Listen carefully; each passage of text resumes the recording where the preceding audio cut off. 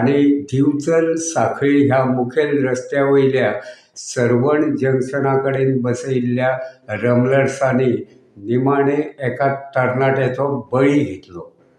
15 दिसां पयलीं ह्या रमलर्सांचेर जाल्ल्या अपघातात गंभीर जखमी जाल्ल्या सरवणच्या रावजी उर्फ उल्हास सावंत ह्या तरणाट्याक निमाणे मरण आयलें. मेळिल्ले म्हायती प्रमाण बांबोळेच्या जीएमसीत उपचार सुरू आसतना बिरेस्तारा फांतोडेर ताका मरण आयिल्ल्याचें कळटा.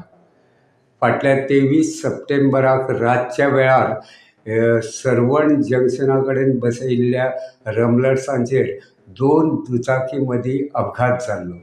ह्या अपघातात स्कूटर चलोवपी सरवणचो रावजी उर्फ उल्हास सावंत हो तरणाटो गंभीर जखमी जाल्लो.